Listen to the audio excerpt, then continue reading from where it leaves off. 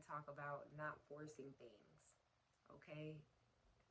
Not forcing things.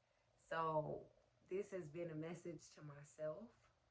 Um, I know I'm one of those people that has a hard time trying to keep everything under control and wanting to control everything and taking matters into my own hands. And that typically doesn't ever work out in my favor. And many times I can find myself frustrated and asking God, why this and why that? And not realizing that I put myself in that situation. And then I want to be frustrated, and asking God, why, when His word says to be still and to be patient. Now, to be still and to be patient does not mean to not prepare for the things that you want, but it does mean to trust the Lord in the process while you're preparing for the things that you want. And so I just wanted to encourage you in this video, if there's something that you're waiting on and, you know, you feel like it's not coming fast enough and you're trying to take things in your own hands, please don't do it. And I know that it's easier said than done, but a lot of times what's going to end up happening is you're going to try to force things don't work out. Now you're hurt, you're upset, and you still got to go back to square one. You still got to start all over. You still got to seek the Lord and say, okay, Lord, I surrender. I'm sorry, show me how to do things differently this time. Clearly, the way that sometimes we do certain things is not working, and that's why we keep getting the same results. And then it makes waiting harder because now you got to start all the way back from step one when you could have saved that time. You could have been using that time to prepare and possibly could have already received what it was you were asking for. But we step out of obedience because we want to take control of things, because we expect things to pan out the way that we see fit in the time that we think that it should happen. And so, yeah, I just want to encourage you to be patient. And I just want to give like a couple of tips of things that you can do. So let's just say that you're praying for a financial breakthrough, or you're praying for marriage. Some things that you can do in the meantime is to just start learning from people. And this kind of connects with my previous video. Start learning from people that are already where you want to be and hear about the pros and the cons. I think a lot of times we fantasize things in our mind of what we expect things to be like, and we don't have a realistic idea of what the things that we're praying for actually take and what it requires. And so we fantasize and we glamorize certain things, and then when we receive it, we're still discontent and we're asking God for the next thing, or, we're not appreciative of what we already have. Because currently, a lot of things that we already have, or I can speak for myself, currently, a lot of the things that I already have are things that I've prayed for. And sometimes I can find myself not appreciating where I'm at and realizing that, man, what I have is what I prayed for. But I didn't realize the difficulties and some of the sacrifices I had to make to get to where I am. I kind of just glamorized it in my mind. People make things look good on the internet or on TV, but we don't really see the blood, sweat, and tears and everything that goes into that. And so, yeah, just getting a realistic idea. Write down the things that you're praying for and that you're waiting on God for. And also write down some of, I don't want to call them cons, because, there's certain things that are blessings, but it's hard work. But write down some of the realistic things of what you're praying about, and write down what those things might require. So, for example, say that you're preparing for marriage. We know marriage takes communication, and it takes hard work, and it takes surrender and submission, admitting you're wrong, and different things like that. So if you struggle with pride, or you struggle with admitting when you're wrong or apologizing, write down an action plan to start working on those areas of your life. And believe me, when you focus on growth and when you focus on preparation, you're not really so focused on the end goal because you're too busy in the preparation phase. And what I mean by that is just it makes waiting a little bit easier. It doesn't mean it's going to be easy, but it's a lot easier, and it takes some of that burden off of you.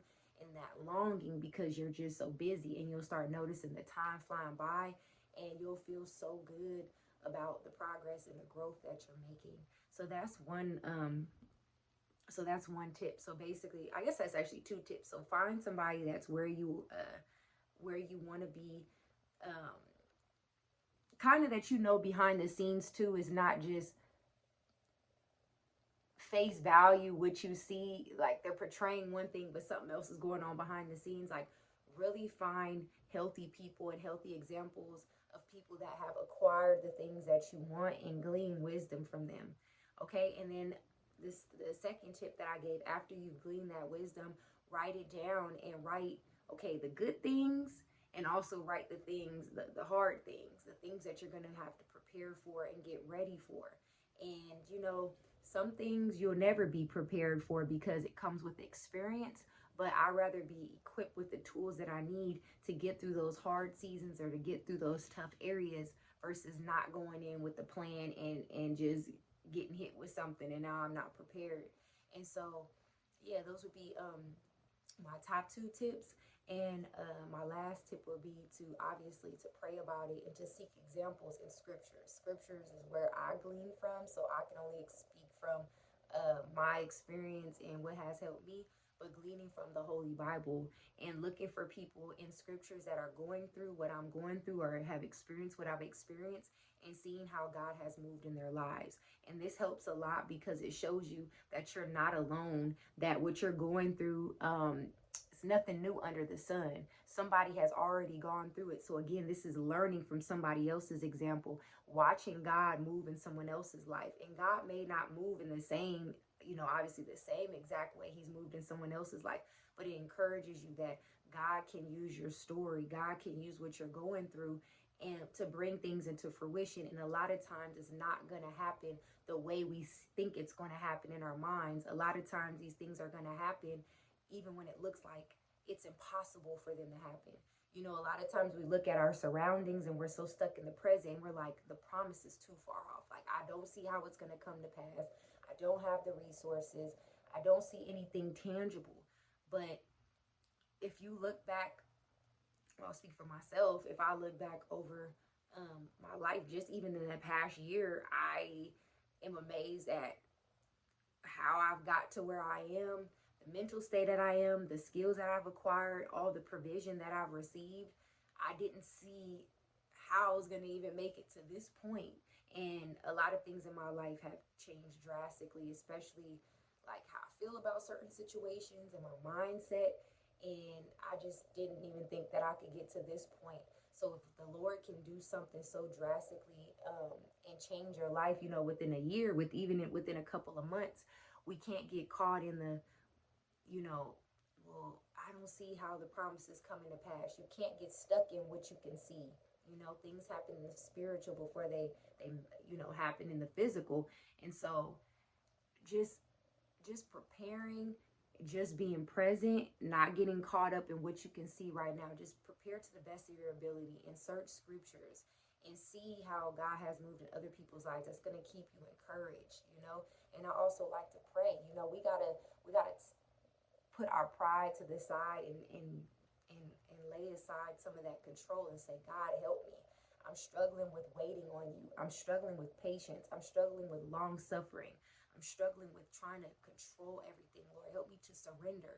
Help me to not take things in my hands, because when I take things in my hands, a lot of times everything falls apart and I have to come back to you anyways. And now that's more time that I have to wait. And the longer we have to wait, the more frustrated we get sometimes.